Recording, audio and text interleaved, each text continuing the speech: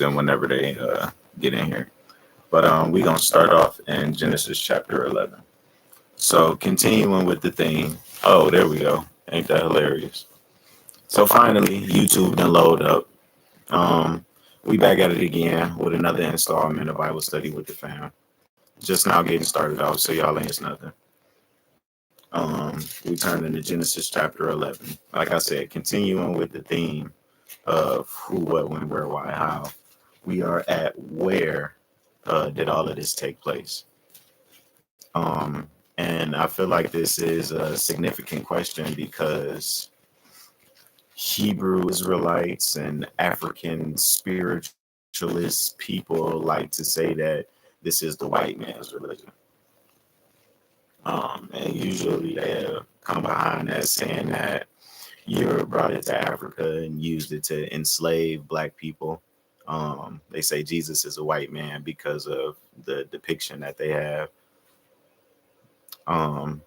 They talk about the Crusades and then also the Council of Nicaea that was held in Rome. So we gonna talk about just about all of that today. So I wish I could have gotten a map, but you know, on a weekly basis, it's kind of difficult to get all the resources.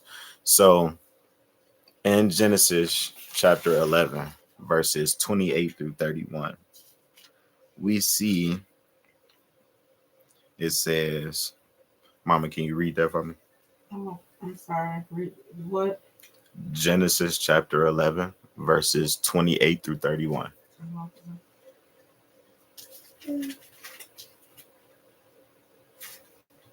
Welcome.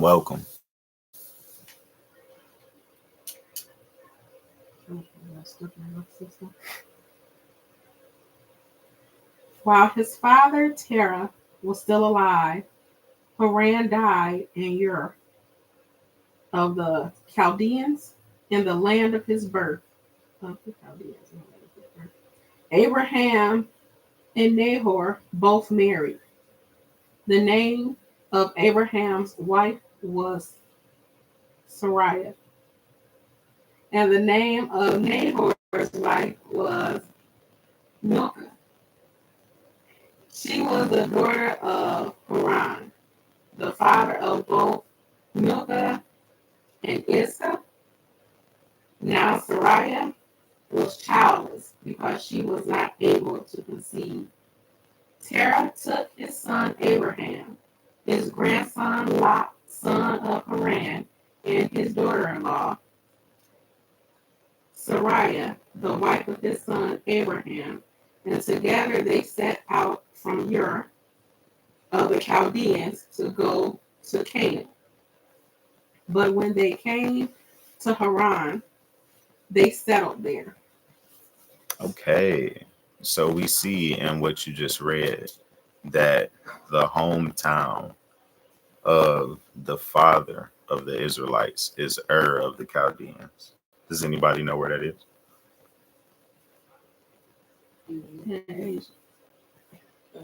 That was a good guess. It is in Asia.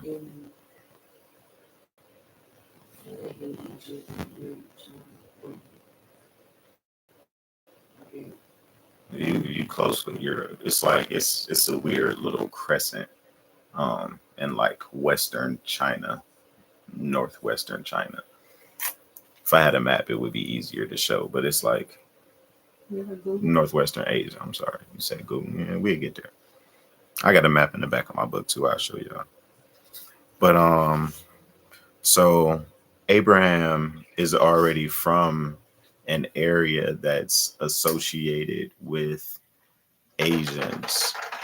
Asiatic people, not white people, not European people. Mm-hmm. So, and then we see that God calls him to go to Canaan. Mm-hmm. Now, Canaan is a little bit down the road, right off the Mediterranean Sea. Mm-hmm. Since we're talking about it, I'm gonna go ahead and show the picture. Show the audience first.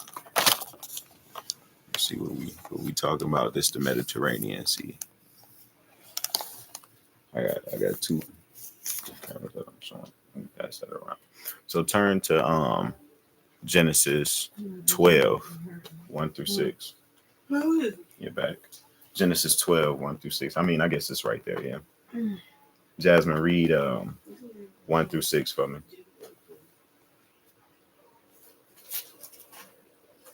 Jazz, read 12, 1 through 6 for me.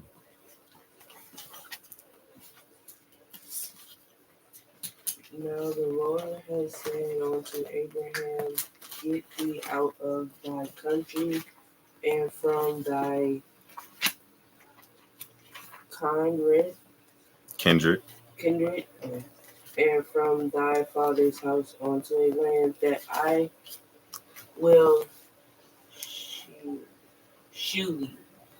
Show. Yeah, I don't like that. And I will make of thee a great nation, and I will bless thee and make thee name great. And thou shalt S-H-A-L-T.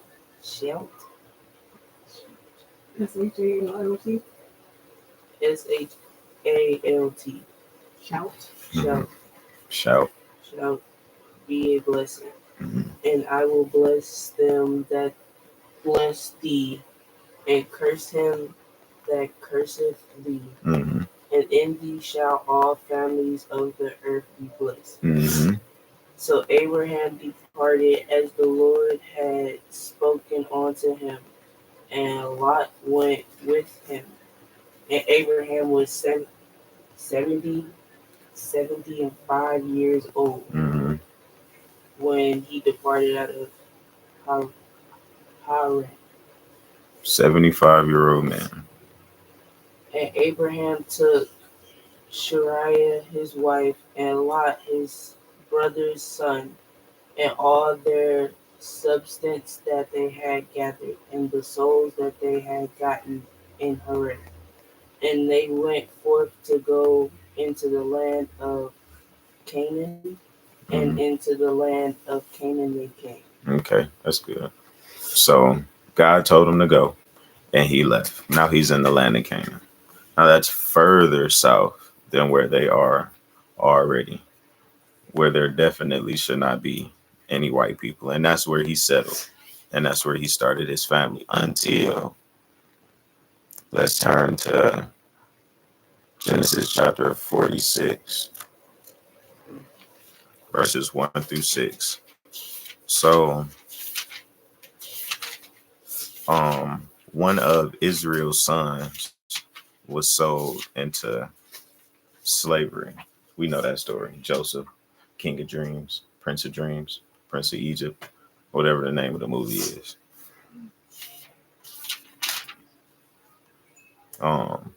Dreezy, could you read 1 through 6 for me?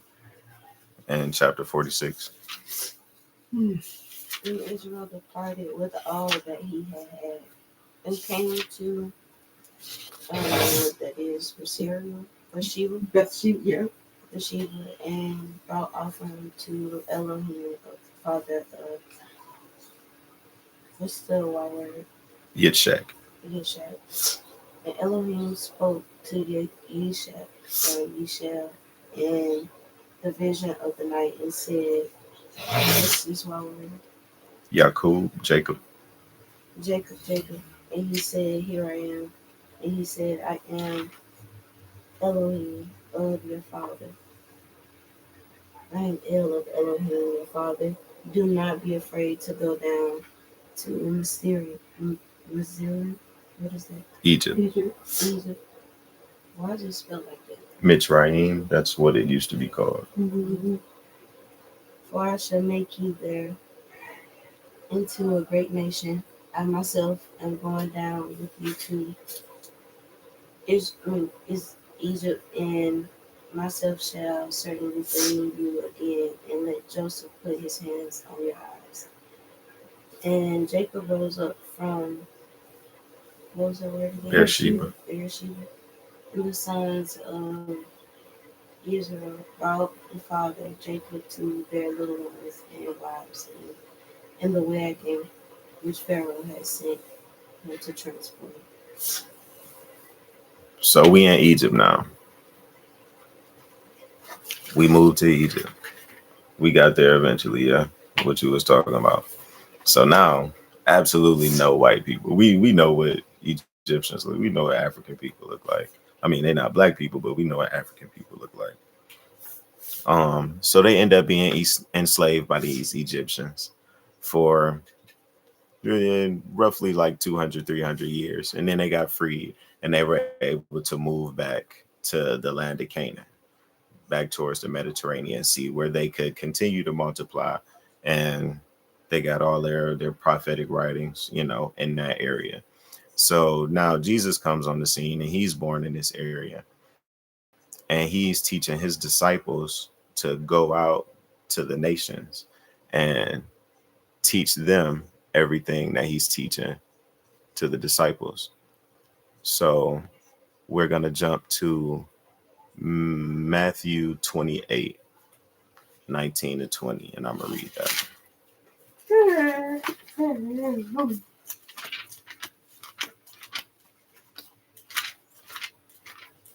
No yawning in Bible study. Say something else. Hmm. Matthew, 28. it's a lot of red over here. And we're going to go 19 to 20.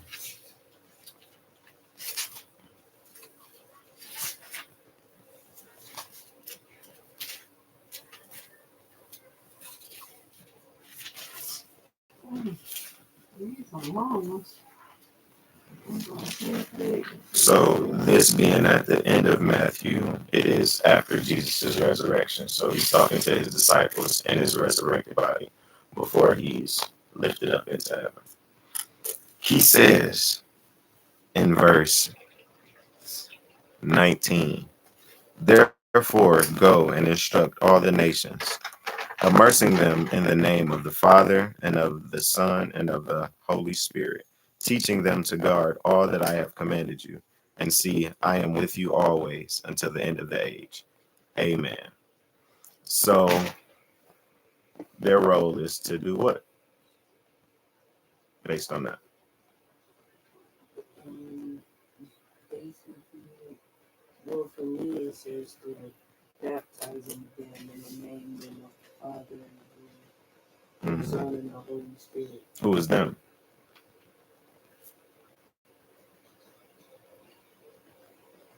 I want to say everybody. So I feel like everybody that was there to witness or see it basically just pass the message on and help them. I feel like let them be able to get to where he's going, to heaven. But the same, but I feel like it's really just to tell them, like, y'all, not saying y'all have to do this, but it's like if y'all want to go to heaven with him, y'all have to read the Bible, y'all have to follow in his footsteps, you know what I'm saying? So then y'all will be able to go with him. For sure. Yeah. That's basically what it's saying. Go out and tell all these people what I done told you and baptize them in water and in the Holy Spirit. So of course they did that. Now the places that they went to, majority of them is based on church history. So we don't necessarily trust it for face value. We have to read deeper into it. But a lot of the church history that says where they went is also the history that we have from their culture and are saying where they died at. Does that make sense? Okay. So church history says that Peter went to Babylon and started a church in Rome. It says Andrew went to Scythia, which is the Scottish people, and to the Greeks. It says Thomas went to India. James went to Spain. James the Less went to Spain. Big James. Who are these people you're naming? The 12.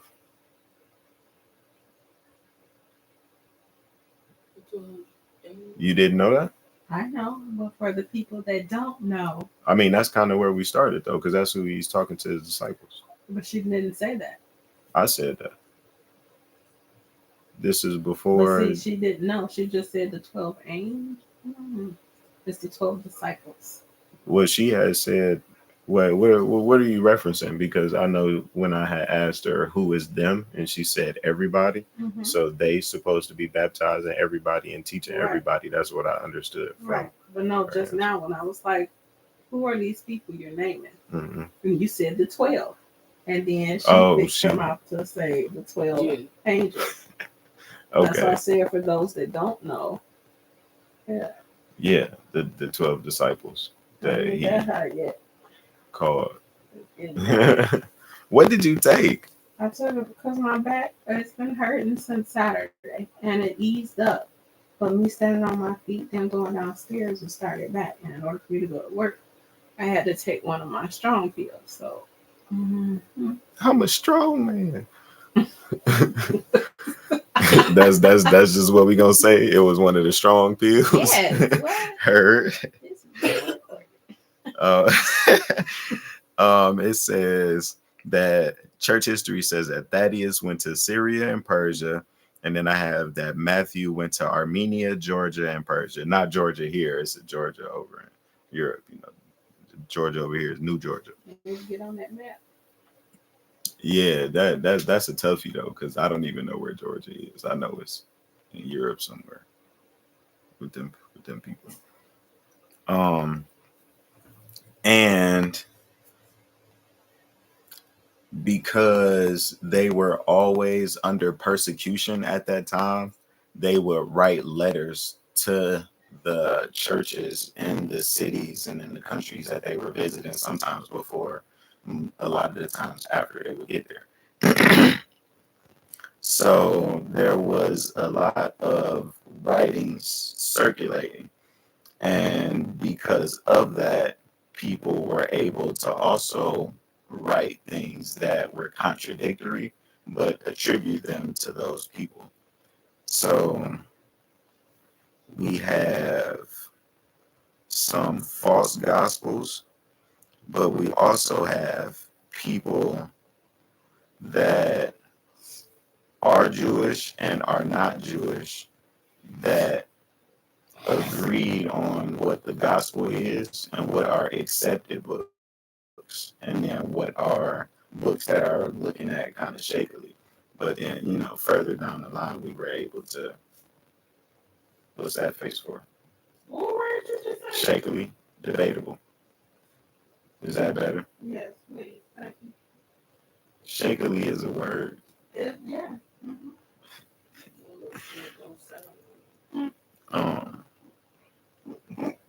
So we have a man named Justin Martyr who was born in the 2nd century. And he has a name for the 4 Gospels. He calls them the Memoirs of the Apostles. And they call him the father of apologetics. And what apologetics is kind of debating on what the belief is in the Christian faith so that other people can believe it easily.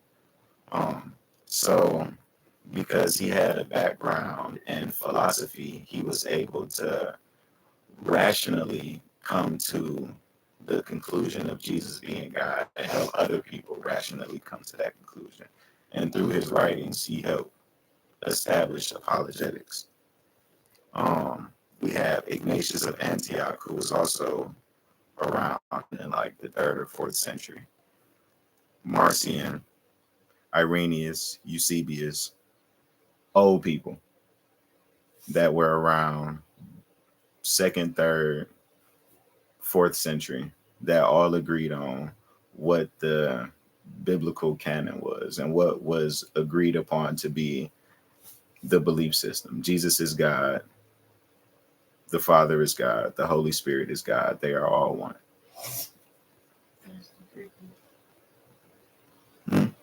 Say cricket and thirsty. Want some papaya, please? So Let's turn to Matthew 7 real quick and see what Jesus says. Because he predicted all of this beforehand. Oh, because you know you read in 15 through 16. Oh, you read in 15 through 16. Because it's a circle. Yeah, because I was supposed to this time, because I got to read this word. Yeah, Try to be funny. no, So, truthful. what are you talking about? I don't. What juice? What juice? Pineapple biscuits. I have not. Girl, you are I didn't even know you. Somebody in the bedroom. This isn't the Bible word pineapple. This is downstairs. It's always in your stuff. No, she don't like cinnamon. Oh, Mommy, no, I'm not joking that. Ain't nobody else touching that. That's the same thing that you put in my refrigerator. Y'all eat I'm not drinking that. Somebody did it. Unless somebody Put a camera in the refrigerator and watch. It's a little more downstairs. How much you want to bet? True and false. This is not an ad, but I just bought a Verner's and I'm good with that. I don't need none of your tea. Spicy tea. Doesn't make no sense. Watch out for false prophets. They come to you in sheep's clothing, Mhm, but inwardly they are ferocious wolves. mhm. But their fruit, by their fruit you will recognize them. Do people pick grapes from thorn bushes or figs from thistles? So Jesus said already before he even dipped, like, it's going to be people possibly among you that are going to try to lead people astray on purpose. That's what it means to be a wolf in sheep's clothing. You disguising yourself as. We discussed that last time. Did we really? Yeah, I brought it up. You know, it's other people in here that got memory problems. So Because I said they were teaching and getting people to follow, but you have those people that because of pride, jealousy, or whatever, gonna try to sway them not to follow the right path. Okay. So because I'll be on TikTok and sometimes I'll be on the Christian side, Christian side of TikTok, and it's this nail tech that she basically is a Christian nail salon. She be having gospel, we listen to gospel all the time. She had a client come in one time, and as soon as her client walked in and heard the music, she listened to her client and sleep up. She doesn't like that music. I seen that video. And so and it got wild, mama. It yeah. It got wild. I said, I ain't gonna lie. Story time. So we gonna take a quick little sidebar. Wait, So if y'all ain't seen the video, finish what I'm saying. oh yeah, for sure, go ahead.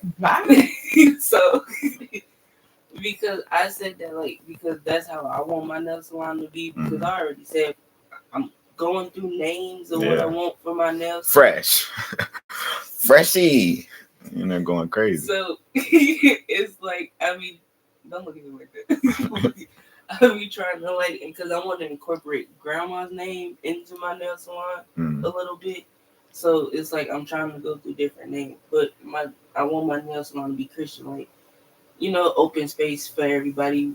And like, if anything, when my clients come in, we'll pray before our little nail session, and then, you know, have our little talk, stuff like that. Have the gospel in the back, all that. But if I have a client that comes in saying, "Oh, turn that off, I don't like that," okay, I'm not doing your nails today. So sorry, you gotta go. Shoo. Yeah, basically, shoo. So story time. Girlie walked in, was like, "You gotta cut that off."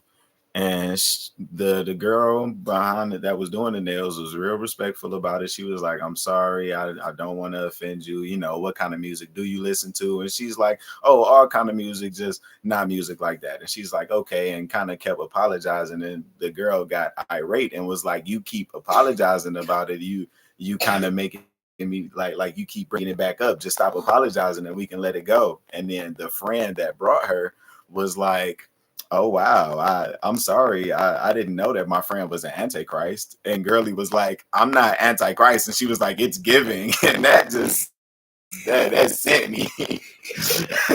And they got to arguing. And the girl sitting there doing the nails, just looking at them. It was crazy. And she was like, yeah, you don't even have to do my nails no more. You can just do her nails. And she got up out the seat. It was crazy. It's not even that serious. At least I don't think so. I mean, but I'm not Antichrist though, so I wouldn't know. My trainer who does the core analysis class, all she listens to is gospel rap. And she was like, she tell us in the beginning. I said, oh, my son does that, so I'm fine with that. Yeah. So that works for me. And she's like, oh, okay. Turn up. I'm here for that. That's what we should be on. I ain't gonna lie. One time I was in the kitchen, I had my phone at work, washing the dishes, and my music was playing, and the song that I added to my playlist that I got from you was playing. And my coworker Micah came in there, and she was like, "What's this?" I was like, "It's Christian, like my brother put me in." She was like, "I like this. He sounds like somebody that I would listen to on a regular basis." Yeah. But this, I was like, "Yeah." Back in the O, straight from the A.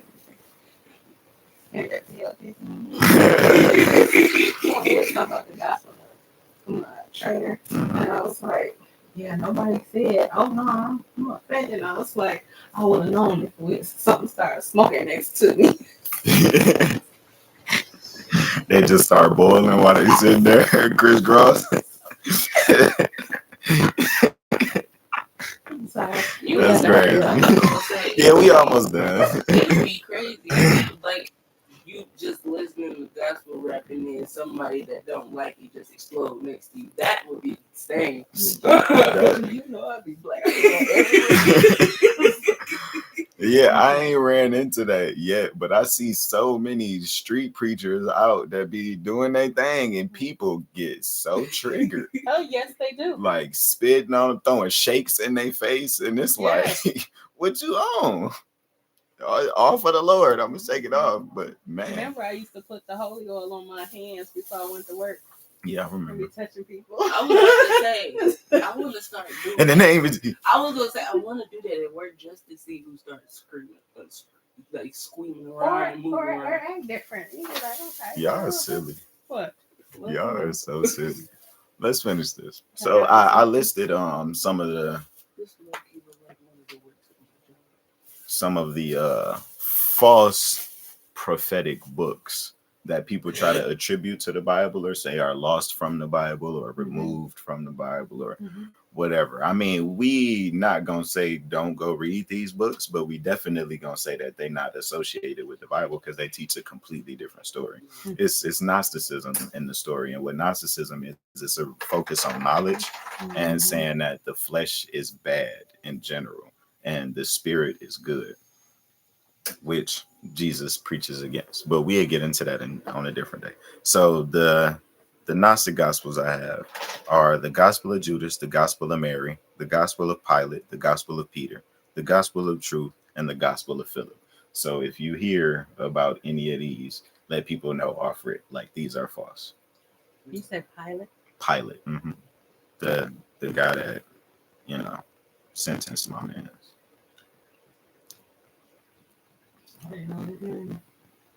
Yeah, Pontius Pilate.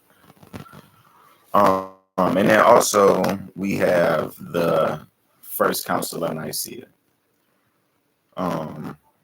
Didn't have time to get all the resources. I would have had to library and print out a bunch of crazy stuff. But people like no resource. Yeah, that is where I do my research. I have a song about that.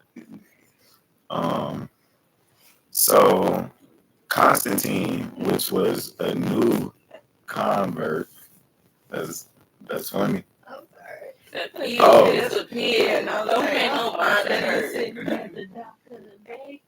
You sitting there. That's what I said. Don't pay no mind. That was a strong pill. That was a strong pill right there. So Constantine is a new convert. And she did her last night. She tried it. Be quiet. Yes. Was I not supposed to wake her up if I was ready? That's funny. And she didn't get a chance to follow through earlier, you know.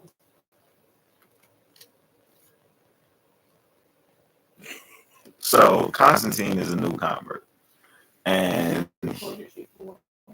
he organized this council.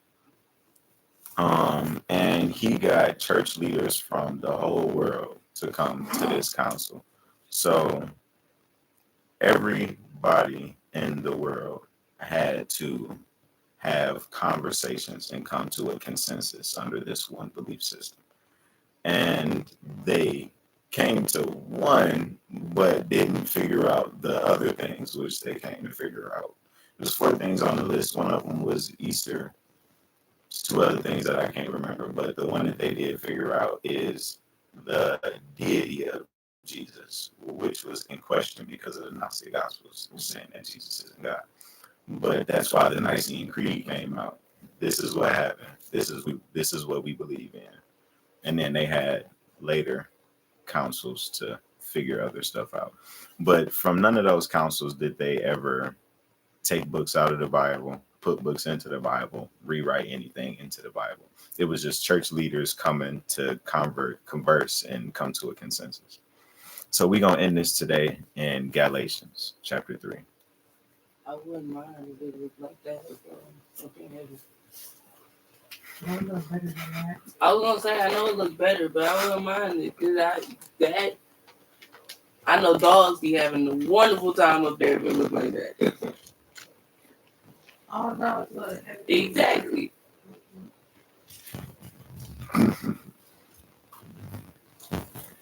That's why my nephew is right now. Right around. And Coco, where we at? I was about to say I don't know.